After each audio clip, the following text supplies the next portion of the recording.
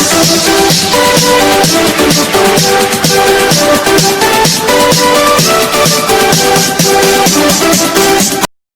Everyone, good morning. एक बार फिर से हमारे YouTube channel SB success point पर आपका स्वागत है।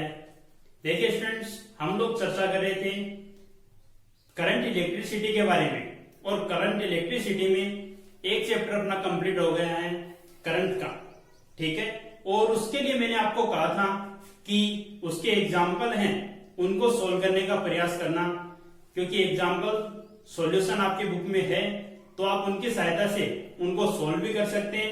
उसके बावजूद आपके किसी क्वेश्चन में, किसी एग्जाम्पल में कोई प्रॉब्लम आई तो आप कमेंट के माध्यम से, मैंने पिछले वीडियो में भी कहा था कि कमेंट के माध्यम से बता सकते हो, जिससे उस एग्जाम्पल का सॉल्यूशन भी नेक्स्ट वीडियो में अपन कर सके, ठीक है। जो आपकी बुक में अंत में जो प्रॉब्लम दे रखी है उनका मैं सीरियल वाइज सॉल्यूशन आपको करवा दूंगा, ठीक है। तो आज अपन चर्चा करते हैं न्यूमेरिकल प्रॉब्लम की। तो देखिए, आपके बुक के अंत के जो क्वेश्चन है उनमें सबसे पहले अपन छोटे क्वेश्चन की बात करते हैं, जो आपके ऑप्शन के रूप में आपको क्वेश्चन दे रखे हैं। बोर्ड के एग्जाम में यदि इनमें से कोई क्वेश्चन आता है तो बोर्ड के एग्जाम में आपको ऑप्शन नहीं मिलेंगे, लेकिन जो स्टूडेंट पीएमटी, आईआईटी इनकी तैयारी करना चाहेगा, या फिर जो भी स्टूडेंट नेवी एयरफोर्स की भी तैयारी करना चाहेगा, उनके लिए ऑप्शनल क्वेश्चन बहुत ही उपयोगी होंगे। ऐसा नहीं है कि बोर्ड के एग्जाम के लिए उपयोगी नहीं होंगे, बोर्ड के एग्जाम में भी क्वेश्चन पूछे जाते हैं। केवल इतना फर्क है कि बोर्ड के एग्जाम में आपको ऑप्शन नहीं मिलेंगे और कंपटीशन एग्जाम में बैठोगे तो आपको ऑप्शन भी मिलेंगे। तो आइए चर्चा करते हैं अपन क्वेश्चन के बारे में। तो देखिए, पहला क्वेश्चन अपने पास है, किसी चालक की प्रतिरोधकता एवं चालकता का गुणनफल निर्भर करता है। किन किन कारकों पे निर्भर करता है? ऑप्शन आपको दे रखे हैं, क्षेत्रफल, ताप, लंबाई और किसी पर भी नहीं, ठीक है। तो देखो, प्रतिरोधकता एवं चालकता का गुणनफल की अपन ने बात की। प्रतिरोधकता रो और चालकता को किससे इंडिकेट किया था अपन ने? सिग्मा से। तो देखो, रो और सिग्मा दोनों डिफाइन आपको किए थे, उस टाइम बताया था कि सिग्मा है वो रो का ही व्युत्क्रम होता है, सिग्मा है रो का ही व्युत्क्रम होता है। और साथ साथ मैंने आपको एक बात और बताई थी कि अपने पास दो क्वांटिटी, प्रतिरोध और प्रतिरोधकता। तो देखिए, प्रतिरोध और प्रतिरोधकता में फॉर्मूला क्या लिखा था अपन ने कि R equals rho L by A, यानी ये कहा था मैंने उस टाइम भी कि प्रतिरोध का मान लंबाई के समानुपाती होता है, क्षेत्रफल के व्युत्क्रमानुपाती होता है। यानी कहने का मतलब यह है कि प्रतिरोध है वो लंबाई, अनुप्रस्थ काट क्षेत्रफल, ताप, दाब और पदार्थ की प्रकृति, इन सब कारकों पे निर्भर करता है, जबकि प्रतिरोधकता का मान है वो केवल ताप और पदार्थ की प्रकृति पर ही निर्भर करता है। यहां से फॉर्मूले से आप देखोगे तो फॉर्मूला ये बनेगा RA/L। तो फॉर्मूले से तो आपको ऐसा लगेगा कि क्षेत्रफल और लंबाई पे भी निर्भर करता है, लेकिन ऐसा नहीं है। इसी वजह से प्रतिरोधकता का क्वेश्चन कंपटीशन के लिए इंपॉर्टेंट बन जाता है, ठीक है, क्योंकि फॉर्मूला देखते हैं तो फॉर्मूला लगता अपने को कि इन कारकों पे निर्भर करेगा, लेकिन इन कारकों पे निर्भर नहीं करता। केवल किन कारकों पे निर्भर करता है प्रतिरोधकता? ताप और पदार्थ की प्रकृति पर, ताप और पदार्थ की प्रकृति पर। अब देखिए, ये तो दोनों बात हो गई इनकी। अब अपने क्वेश्चन पे आते हैं। क्वेश्चन आपको दिया है कि रो और सिग्मा यानी प्रतिरोधकता और चालकता का गुणनफल है वो किस राशि पे निर्भर है। तो देखो, रो इंटू सिग्मा करें अपन, रो इंटू सिग्मा, सिग्मा की जगह वैल्यू पुट करें तो कितना बनेगा? रो इंटू 1 बाई रो, ये बनेगा। रो से रो कैंसिल, कितना आ जाएगा? 1। और एक बीजीय राशि अपने को प्राप्त हो रही है, तो बीजीय राशि जब प्राप्त होगी तो क्या बीजीय राशि किसी भी मान पर निर्भर करती है? आपकी वैल्यू कोई भी बीजीय राशि में हो, बीजीय व्यंजक हो, तो वो किसी भी राशि पे निर्भर नहीं करता। तो इसमें अपना ऑप्शन कौन सा हो जाएगा? चौथा ऑप्शन हो जाएगा, ठीक है ना। कौन से नंबर का ऑप्शन है? 4 नंबर का ऑप्शन हो जाएगा, इनमें से कोई नहीं, ठीक है। बात समझ में आई? क्वेश्चन को आसानी से पहले समझिए पूरा, क्वेश्चन समझ में आएगा तभी उसका सॉल्यूशन अपन कर सकते हैं कि क्वेश्चन में अपने को क्या पूछा है। ठीक है, ये तो हो गई अपने पहले क्वेश्चन की बात।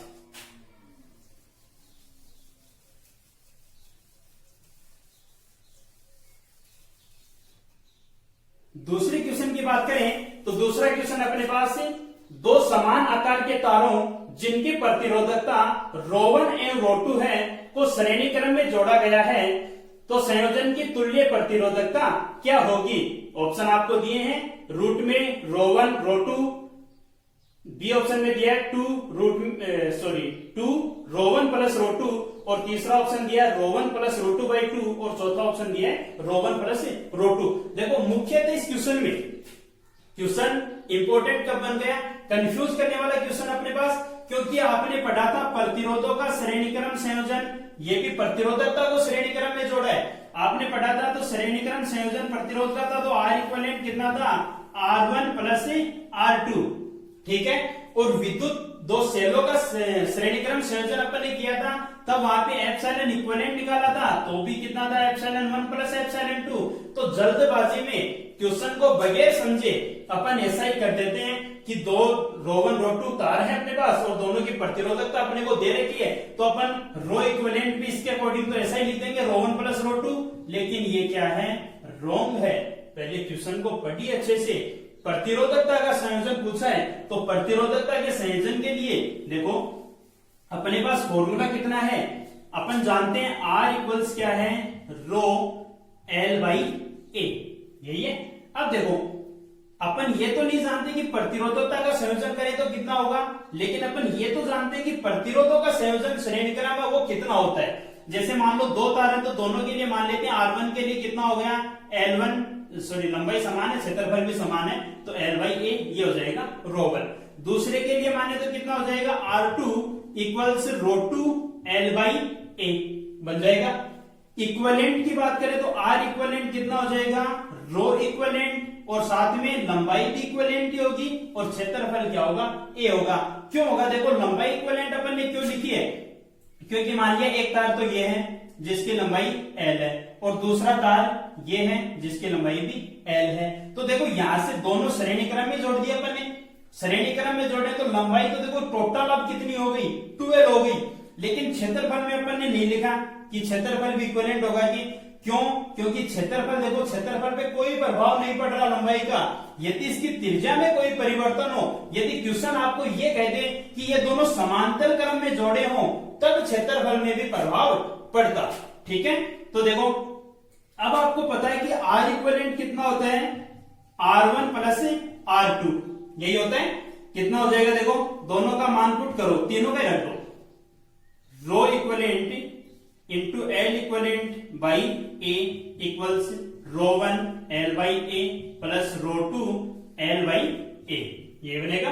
तो कितना हो जाएगा, देखो rho equivalent equals L equivalent की जगह देखो कितना बनेगा, L into L plus L 12 हो जाएगा। तो कितना 12/A और इधर से L/A कॉमन निकाल लें तो कितना बनेगा, ρ1 प्लस ρ2 बन जाएगा।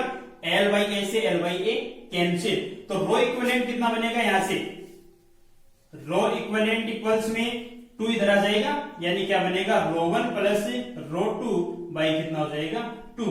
ये आ जाएगा किसका मान है, प्रतिरोधकता का मान बनेगा रो इक्विवेलेंट। यानी दोनों तार हैं, क्वेश्चन में अपने को ये दिया है कि दो तार ρ1 ρ2 दोनों की प्रतिरोधकता को श्रेणी क्रम में जोड़ा है तो उसकी इक्विवेलेंट प्रतिरोधकता कितनी बनेगी, ρ1 प्लस ρ2 बाई 2। तो अपना कौन सा, थर्ड नंबर ऑप्शन सही हो जाएगा। ठीक है, बात समझ में आई। इसके बाद देखो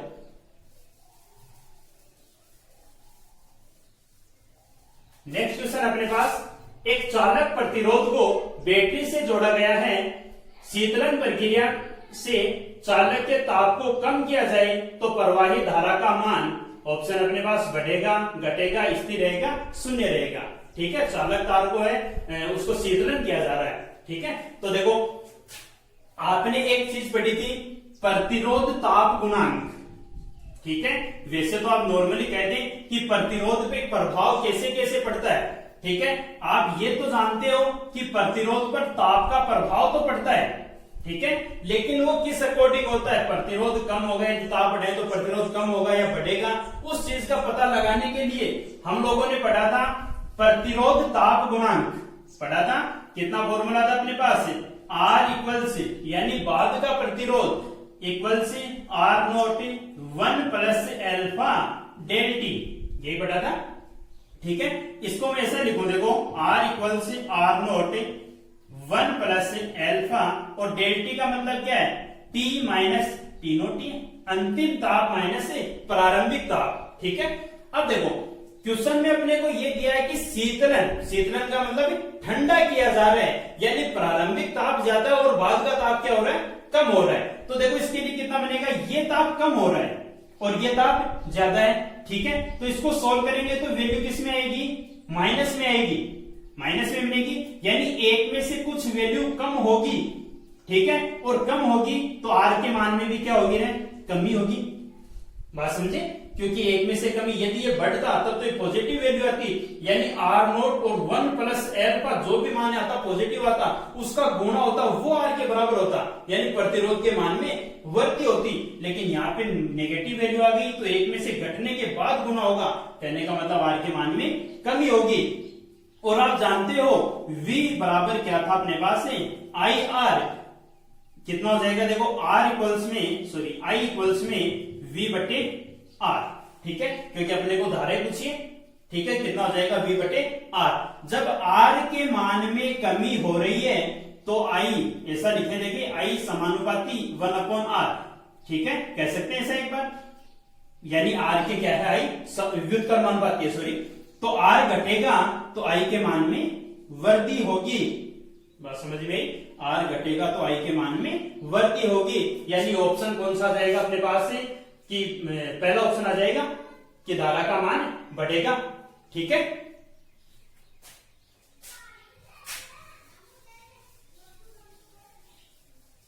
इसके बाद अपन नेक्स्ट क्वेश्चन की बात करें तो नेक्स्ट क्वेश्चन अपने पास 2.1 वोल्ट का एक सेल 0.2 एम्पियर की धारा देता है। यह धारा 10 ओम के प्रतिरोध से गुजरती है, तो सेल का आंतरिक प्रतिरोध कितना होगा ये बताना आपको। ठीक है, आपको एप्सिलॉन का मान दिया है कितना, 2.1 वोल्ट, और साथ में दिया आपको आई का मान दे रखा है कितना है, 0.2 एम्पियर, और साथ में कैपिटल आर का मान आपको दे रखा है कितना है, 10 ओम। ठीक है, तो आंतरिक प्रतिरोध स्मॉल आर का मान आपको ज्ञात करना है। तो देखिए स्मॉल आर का मान कितना बन जाएगा, आपको पता है, आप जानते हो, अपने एक रिलेशन पढ़ा था, एप्सिलॉन इक्वल्स में V प्लस आई आर पढ़ा था। स्मॉल आर का मान ही चाहिए अपने को, कितना हो जाएगा, small r equals epsilon minus V,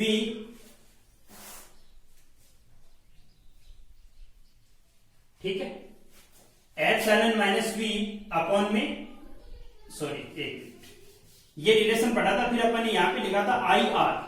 ठीक है, यानी धारा का मान अपन ने कैलकुलेट किया था, तो एप्सिलॉन इक्वल्स में आई आर प्लस आर, ये था अपने पास, यानी कितना मान बना था, आई इक्वल्स एप्सिलॉन अपॉन में आर प्लस आर, ये वैल्यू अपन ने कैलकुलेट की थी, ये फॉर्मूला ड्राइव किया था। तो देखिए कितना बनेगा, आई इक्वल्स, अपने को स्मॉल आर का मान चाहिए, तो कितना बनेगा, आर प्लस आर इक्वल्स में ऐसा लिखते हैं एप्सिलॉन अपॉन में आई, इतना काम तो हो गया। दूसरा small r equals epsilon upon में आई माइनस क्या करते हैं आर, बात समझ में, तो किसका आ जाएगा, स्मॉल आर का मान आ जाएगा। रखो वैल्यू, देखो आर इक्वल्स में एप्सिलॉन तो कितना है, 2.1 वोल्ट। ठीक है, और अपॉन में आई कितना है, 0.2 एम्पियर। ठीक है, सही है, और माइनस में ये कितना है, 10। ठीक है, कितना हो जाएगा, R इक्वल से 2.1, एलसीएम नहीं है तो माइनस में कितना हो जाएगा, 2 जाएगा, और अपॉन में 0.2 बन जाएगा। कितना बनेगा, R इक्वल से 2.1 में से 2 यानी 0.1 बाई 0.2, पॉइंट से पॉइंट कैंसिल, यानी R का मान कितना बनेगा, R इक्वल्स 1/2, तो कितना आ जाएगा, R इक्वल्स 0.5। और साथ साथ मात्रक का भी ध्यान रखना, मात्रक लगाना मत बोलना, कितना हो जाएगा, R बाई 0.5 पे ओम, तो ऑप्शन कौन सा आ जाएगा, दूसरा ऑप्शन आ जाएगा अपने पास 0.5 ओम। ठीक है, एग्जाम की दृष्टि से ऐसे क्वेश्चन जो इजी वे में होते हैं उन्हीं में से आपको न्यूमेरिकल प्रॉब्लम ज्यादा मिलने की संभावना होती है। ये मत सोचना कि बोर्ड के एग्जाम में आपको लेंथी क्वेश्चन मिलते हैं। हो सकता है कभी कभार कोई क्वेश्चन आ जाए, 100% तो नहीं कह सकते कि कोई क्वेश्चन नहीं मिलता, बाकी इतना जरूर है कि आपको एग्जाम में छोटे क्वेश्चन यानी जिनका सॉल्यूशन 4 या 5 लाइनों में संभव हो जाए उतना सा क्वेश्चन आपको मिलता है। ठीक है, तो इसीलिए ये ऑप्शन वाले क्वेश्चन है। सॉल्यूशन चलो ऑप्शन वहां पे नहीं देंगे, लेकिन अपन आंसर तो निकाल सकते हैं, उनका सॉल्यूशन तो कर सकते हैं। ठीक है, इसके बाद अपन नेक्स्ट क्वेश्चन की बात करें।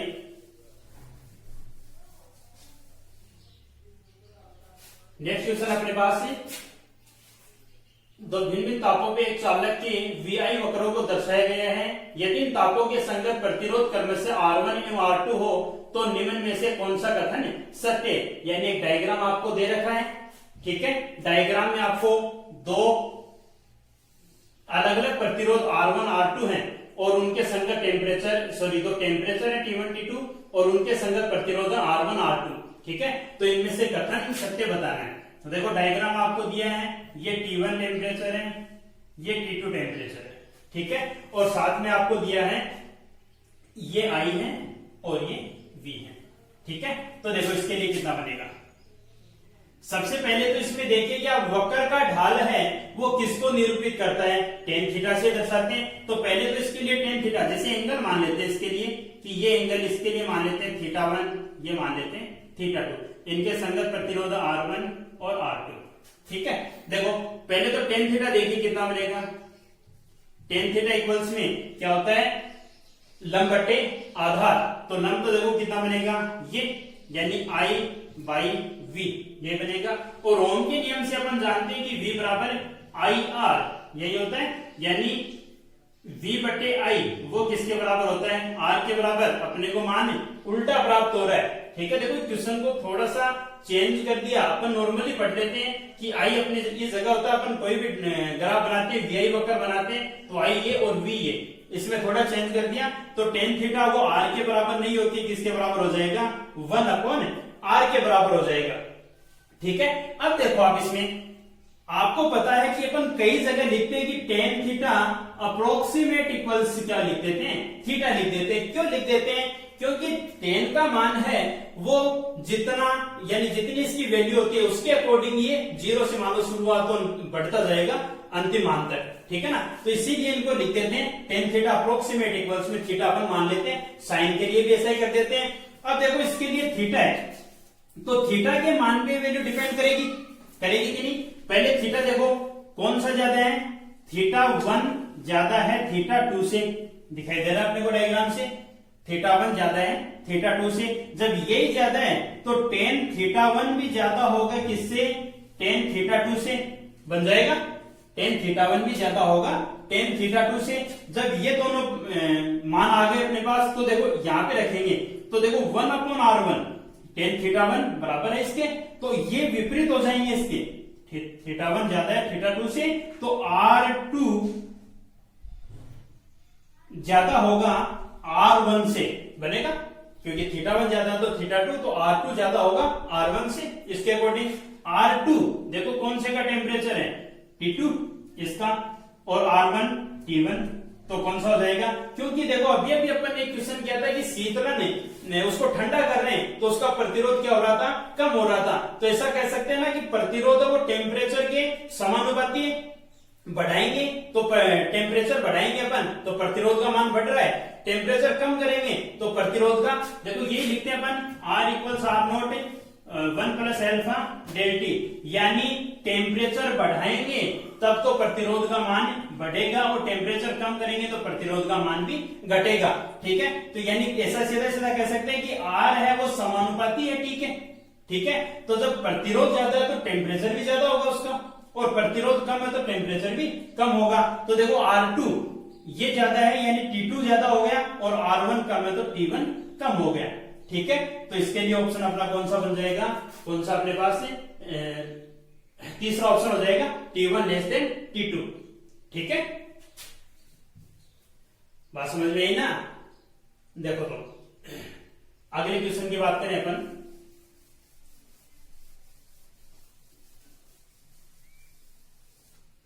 अगला क्वेश्चन अपने को दे रहा है कि एक नगर में विद्युत शक्ति को 150 किलोमीटर दूर स्थित एक अन्य नगर तक तांबे के तारों की सहायता से भेजा जाता है।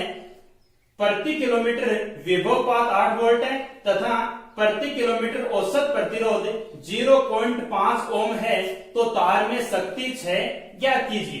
ठीक है, देखो शक्ति 6 आप जानते हो P बराबर कितना होता है, VI, यही होता है P बराबर VI। अब अपने को मान दे रखे, देखो V का तो दे रखा है, विभवपात दे रखा है, लेकिन I का नहीं दे रखा। किसका दिया है की जगह, R का दे रखा है। R का कितना है 0.5 ओम, और वो भी प्रति किलोमीटर। ठीक है, और विभवपात V कितना अपने पास है 8 वोल्ट है प्रति किलोमीटर, 8 वोल्ट पर किलोमीटर। ठीक है, और 150 किलोमीटर की अपने पास है दूरी है। तो टोटल पहले तो देखो विभवपात कितना बनेगा, चलो फॉर्मूले को अपन V और R में ले आते हैं एक बार। तो P बराबर कितना बनेगा, V और I की जगह अपन लिख सकते हैं V बराबर IR से कितना बनेगा, I की जगह V बटे R लिख सकते हैं, तो कितना हो जाएगा V स्क्वायर अपॉन में R। ये तो बन गया अपने पास फॉर्मूला। अब देखो इनमें मान रखें V निकालो पहले, विभवपात है टोटल वो कितना होगा। देखो ये तो 1 किलोमीटर में 8 वोल्ट है, अपने को चलना कितना है 150 किलोमीटर, तो 150 गुणा 8 यानी कितना हो जाएगा 1200 वोल्ट हो जाएगा ना। ठीक है, दूसरा प्रतिरोध निकालो R, 1 किलोमीटर का 0.5 है, तो 150 किलोमीटर का कितना हो जाएगा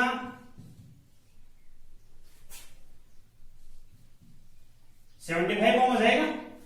ठीक है, अब देखो मान रखो P इक्वल्स V स्क्वायर कितना है 1200 इंटू 1200 अपॉन में 75, ये बनेगा।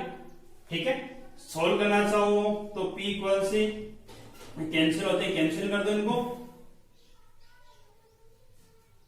25 3 15 से कैंसिल हो जाएंगे, 15 5 75, और ये कितने जाएंगे 15 8 80। ठीक है, और ये कितने हो जाएंगे 6 16 मल्टीप्लाई कीजिए, देखिए 16 160 तो ये हो गई, और 16 32 160 192 हो जाएंगे, 192, और साथ में कितना है 00, यानी 19,200 ये मान बनेगा पी का। अब देखो ये तो आ गया किसमें, शक्ति आ गई वाट में, पावर मात्रा क्या है वाट। क्या ऑप्शन में अपने पास कोई ऑप्शन ऐसा नहीं है, कोई भी ऑप्शन नहीं है। किलोवाट में जरूर दे रखा है, तो किलोवाट में कन्वर्ट कर दीजिए, तो P इक्वल्स में कितना बनेगा 19,200, और वाट को किलोवाट में चेंज करोगे तो 1000 से क्या कर दो डिवाइड कर दो, यानी 2 तो कैंसिल हो जाएंगे, कितना हो जाएगा 19.2 किलोवाट। ठीक है, बात समझ में आई। अब देखो नेक्स्ट क्वेश्चन की बात करें।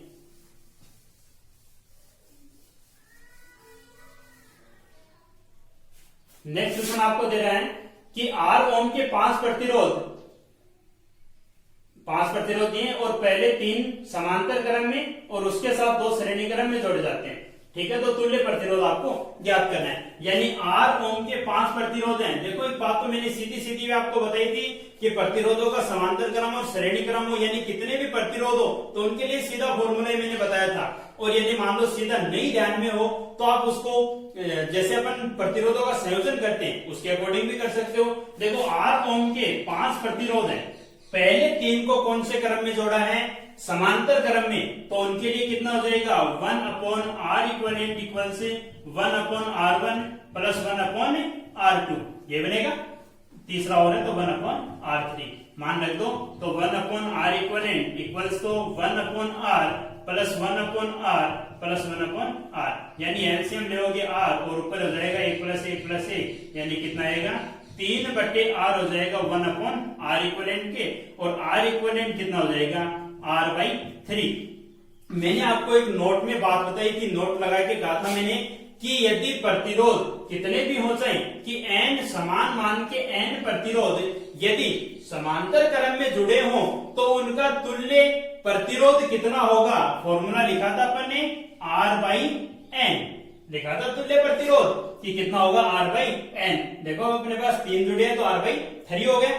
ठीक है, अब इसके साथ में 2 प्रतिरोध है, वो डायग्राम से समझना चाहो तो डायग्राम देखो इसी अकॉर्डिंग बनाएंगे।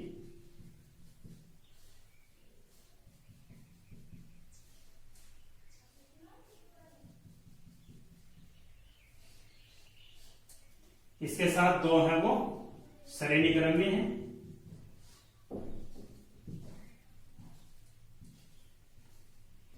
अब बताना इसका तुल्य प्रतिरोध कितना होगा। तो 3 का तो अपन ने निकाल लिया ही है। अब ये 2 बचे अपने पास। अब आपको पता है कि श्रेणी क्रम संयोजन हो तो उनका तुल्य प्रतिरोध है वो उन सबके बीजगणितीय योग के बराबर ही होता है। तो कितना हो जाएगा देखो, R इक्वलेंट इक्वल से पहले तो इस संयोजन का टोटल प्रतिरोध अपन ने निकाल लिया, कितना है R/3 और प्लस में R+R, यानी R इक्वलेंट कितना बनेगा, 3 तो एलसीएम आ गया तो R+3R+3R ये बनेगा, यानी कितने हो जाएंगे R इक्वलेंट इक्वल्स में 7R/3। तो अपना आंसर क्या हो जाएगा, R इक्वलेंट 7R/3 हो जाएगा। ठीक है, दूसरा ऑप्शन मिल जाएगा, दूसरा है ना 7/3 R। ठीक है, इसके बाद देखो,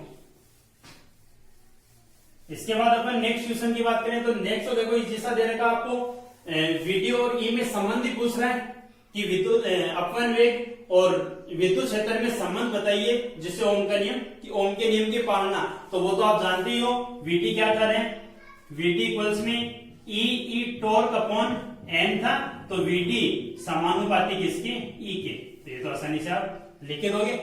ठीक है, इसके बाद नेक्स्ट क्वेश्चन है कि एक कार्बन प्रतिरोध पर क्रमशः कौन सा है, नीला पीला लाल व चांदी सा वाले हैं प्रतिरोधक का प्रतिरोध है। ठीक है, नीला पीला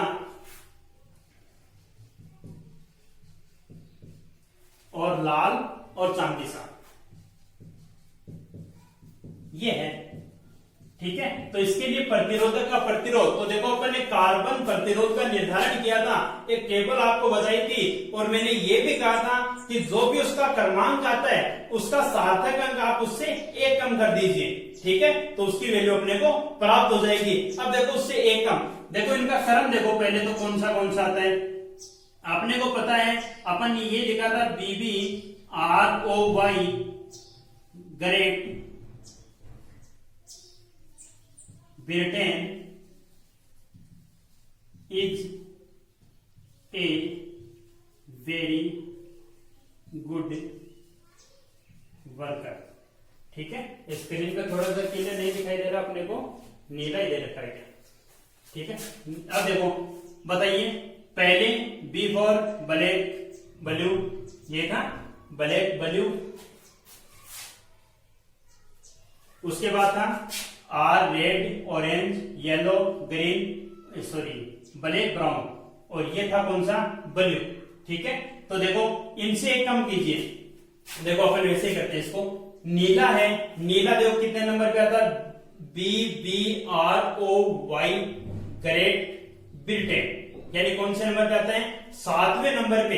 तो 7वें नंबर के लिए कितना बनेगा, इससे 1 कम। फॉर्मूला अपने पास ये था R इक्वल से AB into 10⁻n plus minus सहता, ये तो था AB into 10⁻n plus minus सहता। तो देखिए इसके लिए अपन लिखें पहला सार्थक अंक पहले कलर को, तो पहला कलर कौन सा था, 7वें पे आया, तो इसके लिए सार्थक अंक उससे 1 कम हो जाएगा, यानी इसके लिए तो कितना बन गया, 6।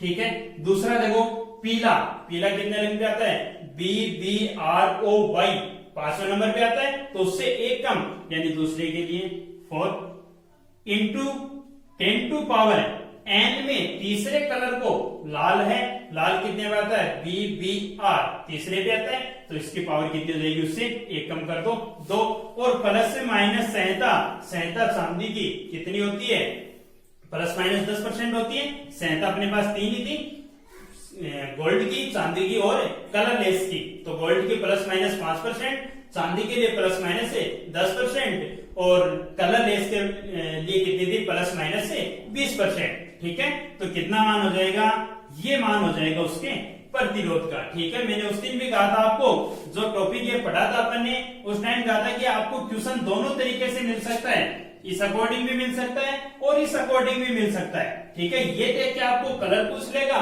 कलर देख के आपको ये मान पूछ लेगा। ठीक है, तो आप दोनों से कर सकते हो आसानी से। ठीक है,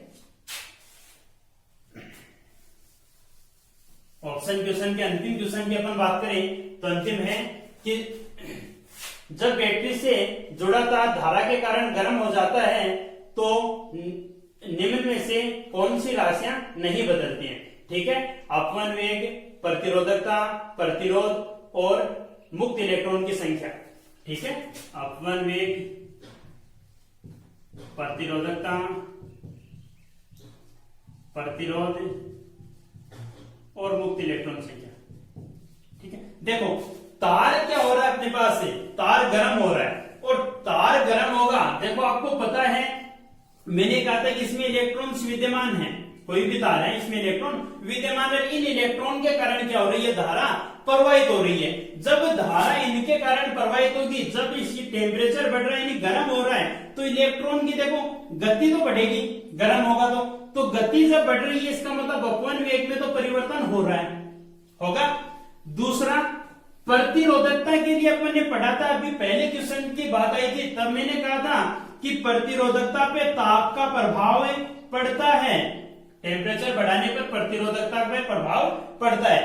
प्रतिरोध के लिए भी यही बात है, मैंने कहा था कि ताप बढ़ाने पर प्रतिरोध के मान में भी प्रभाव पड़ता है। बचा कौन सा है कि मुक्त इलेक्ट्रॉनों की संख्या, यानी इसमें मुक्त अवस्था में जो धारा चालन का कार्य कर रहे थे, तो मुक्त अवस्था में तो वही इलेक्ट्रॉन रहेंगे। ये तो यानी कि टेम्परेचर बढ़ा दिया तो वो मुक्त अवस्था के इलेक्ट्रॉन उनकी संख्या में वृद्धि होगी। हाँ, इतना है कि एक सेमीकंडक्टर डिवाइस होती है, अर्धचालक युक्ति होती है अपने पास, तो अर्धचालक में तो सहसंयोजक बंध टूटते हैं टेम्परेचर बढ़ाने पर, तब इसमें तो मुक्त इलेक्ट्रॉनों की संख्या में वृद्धि होती है। लेकिन एक चालक पदार्थ है जिसमें ऑलरेडी करंट प्रवाहित हो रहा है, तो उसमें मुक्त इलेक्ट्रॉनों की संख्या जितनी है उतनी ही रहेगी, यानी मुक्त इलेक्ट्रॉनों की संख्या में कोई परिवर्तन नहीं होगा। तो ऑप्शन कौन सा बन जाएगा अपने पास से, चौथा ऑप्शन बन जाएगा। ठीक है, आज के लिए इतने बहुत है, बाकी इनके साथ आप न्यूमेरिकल प्रॉब्लम्स को भी सोल्व करते रहिए, एग्जाम्पल वाली, और जो भी समस्या है वो हमें जरूर बताएं। धन्यवाद।